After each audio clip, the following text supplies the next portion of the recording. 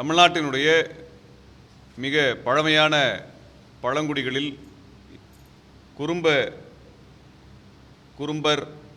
குருமன் என்று சொல்லப்படுகின்ற குருமன்ஸ் என்று பொதுவான பெயர்களில் அழைக்கப்படுகின்ற இந்த பழங்குடிகள் மிக பழைய வரலாறை கொண்டிருக்கக்கூடியவர்கள். இந்த குருமன்ஸ் மக்களுடைய இன்றைய சமூக சிக்கல் என்பது அவர்களுக்கு கிடைக்க வேண்டிய உரிமைகள், அவர்களுக்கான சாதி சான்றிதழ் உரிய நேரத்தில் கிடைக்காத காரணத்தினால் அவர்களுக்கு பல்வேறு உரிமைகள் மறுக்கப்படுகின்றன. அம்மக்களுக்கு பழங்குடியினர் என்கின்ற அந்த பட்டியலிலே அவர்களுக்கான சாதி சான்றிதழை வழங்க வேண்டும் என்று 2015 அமைக்கப்பட்ட பழங்குடிகள் பற்றியான, குறிப்பாக குருமன்ஸ் பற்றிய பழங்குடிகள் பற்றியான ஆய்வுக்குழு இவர்கள் குறும்பன் எனப்படுகின்ற குரும்பன்ஸ் என்ற பொது பெயரில் அழைக்கப்படுகின்ற பழங்குடிகள் என்பதை உறுதி செய்திருக்கிறார்கள். 2015 வரை தொடர்ச்சியாக பல போராட்டங்களை நடத்தி அவர்களது போராட்டத்தின் விளைவாக இவர்கள் பழங்குடிகளா இல்லையா என்று ஆய்வு செய்வதற்கு தமிழ்நாட்டினுடைய பழங்குடிகள் ஆய்வு மையத்தில் ஒரு குழு உருவாக்கப்பட்டு அதில் பல்வேறு துறை சார்ந்த அறிஞர்கள் இணைக்கப்பட்டு அந்த ஆய்வின் அடிப்படையிலே இவர்கள் பழங்குடிகள் என்று உறுதி செய்யப்பட்டிருக்கிறது. அப்போ இவங்களை பழங்குடிகள் என்று உறுதி செய்யப்பட்ட பிறகு இவர்களுக்கான பழங்குடி ஆவணம் அல்லது சாதி சான்றிதழ் வழங்குவதில் தொடர்ச்சியாக பல்வேறு மாவட்டங்களில், குறிப்பாக திருவண்ணாமலை மாவட்டத்தினுடைய அதிகாரிகள் இவர்களுக்கான உரிமையை உறுதி செய்வதில் காலம் தாழ்த்துவது அல்லது உரிமையை மறுப்பது என்பது தொடர்ச்சியாக செஞ்சுட்டு இருக்கிறாங்க. இப்போ அரசு ஆவணமே இவர்களை பழங்குடிகள் என்று அறிவித்த பிறகு இந்த மக்களுக்கான ஜாதி சான்றிதழை வாங்கிறதுக்காக அங்கே பதிவாளரை சென்று அணுகினாலோ அல்லது இணையத்தில் சென்று பதிவு பண்ணாலோ இவர்களுக்கான ஜாதி சான்றிதழ் என்பது மறுக்கப்படுகிறது. ட்ரைபல் அல்லது எஸ்டி அல்லது பழங்குடி என்கின்ற சாதி பிரிவில் போய் இவங்களுடைய பெயரை பதிவு செய்தால், அதுக்குரிய ஆவணங்களை கொடுத்து பதிவு செய்தால் அது பதிவிலே எடுத்துக்கொள்வதில்லை. ஜாதி சான்றிதழை வழங்கக்கூடிய இந்த சேவை மையங்களிலே இந்த மக்களுக்கான சாதி சான்றிதழை பழங்குடி பட்டியலில் தருவதில்லை. அப்படி தருவதாக இருந்தால் அந்த சேவை மையத்தினுடைய உரிமம் ரத்து செய்யப்படும் என்று அதிகாரிகளால் மிரட்டப்படுகிறார்கள். இப்படிப்பட்ட ஒரு நிலை இவர்களுக்கு இருக்கிறது. பழங்குடிகள் என்கின்ற பெயருக்கு என்ற பட்டியலுக்கு பதிலாக மிக பிற்படுத்தப்பட்டோர் பட்டியலுக்குள் இவர்களை சேர்க்கிறார்கள். அதனால் இவர்களுக்கு கிடைக்க வேண்டிய பல்வேறு உரிமைகள் மறுக்கப்படுகின்றன. பழங்குடிகளுக்கென்று பல உரிமைகள் இருக்கின்றன. கல்வியிலும் வேலைவாய்ப்பிலும் இடஒதுக்கீடு இருக்குது. ஆனால் அதை ரத்து செய்கின்ற வகையில், அது கிடைக்காமல் இருக்கின்ற வகையில் இவர்களை மிக பிற்படுத்தப்பட்டோர் பட்டியலுக்குள்ளாக வேண்டுமென்றே தள்ளுகின்ற வேலையை அதிகாரிகள் செய்து வருகிறார்கள். இது திட்டமிட்டு நடக்கிறது. அதைத்தான் அந்த மக்கள் இப்பொழுது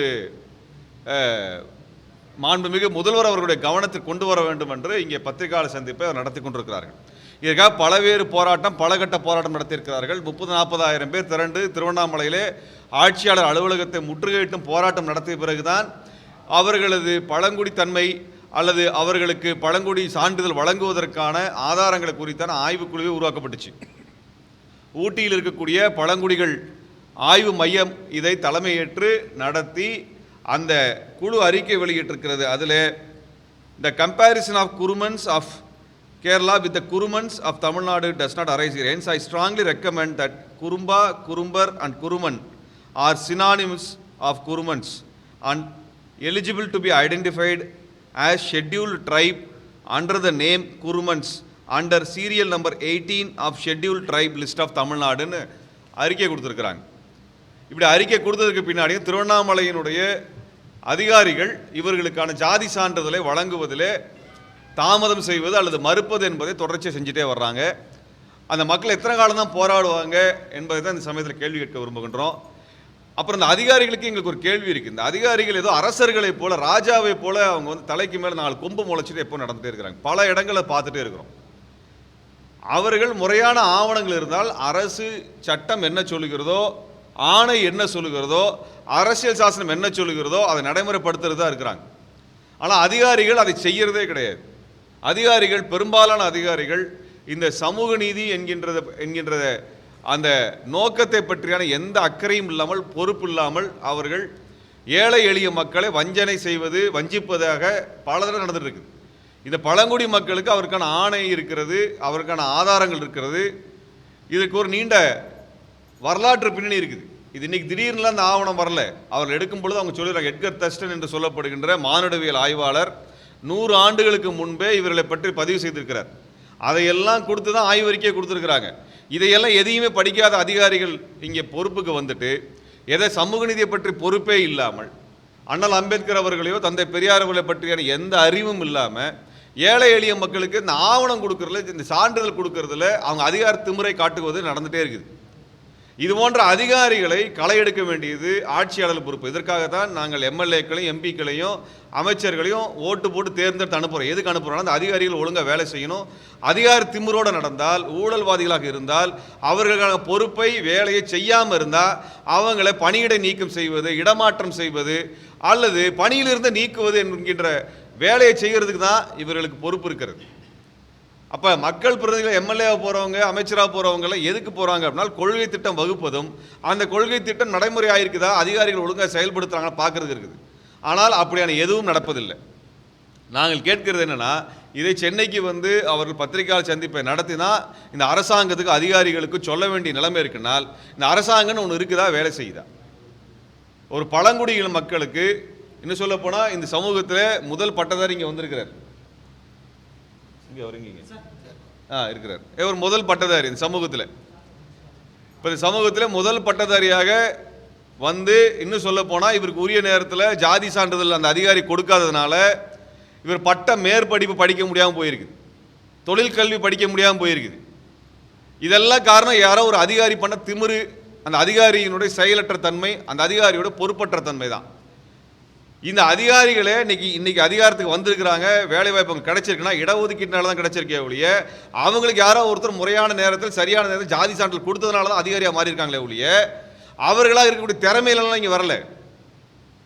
அவர்களுக்கான உரிய சமூக நீதி இடஒதுக்கீடு காரணமாகத்தான் அவர்கள் உரிமை உறுதி செய்யப்பட்டது. அந்த சமூக நீதி என்பது அனைத்து மக்களுக்கும் கிடைக்க வேண்டும் என்ற அதிகாரிகள் உரிய முறையில் நடவடிக்கை எடுக்கலைனால் திராவிட முன்னேற்ற கழக அரசு, திமுக அரசு உடனடியாக அந்த அதிகாரிகள் மீது நடவடிக்கை எடுக்க வேண்டிய கட்டாயம் இருக்கிறது. ஏனென்றால் நீங்கள் தான் மக்கள் பிரதிநிதிகள். சமூக நீதியை குறித்து தொடர்ச்சியாக பேசி வரக்கூடிய திமுக அரசு இது போன்ற அதிகாரிகள் மீது நடவடிக்கை எடுக்க வேண்டும் என்று இந்த துறை சார்ந்த அமைச்சர் பெருமக்களுக்கும் முதலமைச்சர் அவர்களுக்கும் அந்த சமயத்தில் வேண்டுகோள் வைக்கின்றோம்.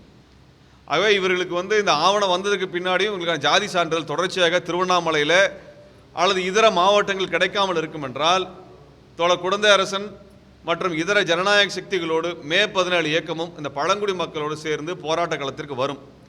எந்த அதிகாரிகள் எல்லாம் இது போன்ற அநீதியான செயலை செய்கிறார்களோ அவர்களுக்கு எதிரான அவர்களது பெயரோடும் அவர்கள் செய்யக்கூடிய இது போன்ற அதிகாரத்தன்மையை அம்பலப்படுத்துகின்ற அந்த போராட்டத்தையும் நாங்கள் எல்லாம் சேர்ந்து மேற்கொள்ள வேண்டிய நிலை ஏற்படுத்தி விடாதீர்கள் என்பதை சமயத்தில் சொல்லிக் கொள்கிறோம்.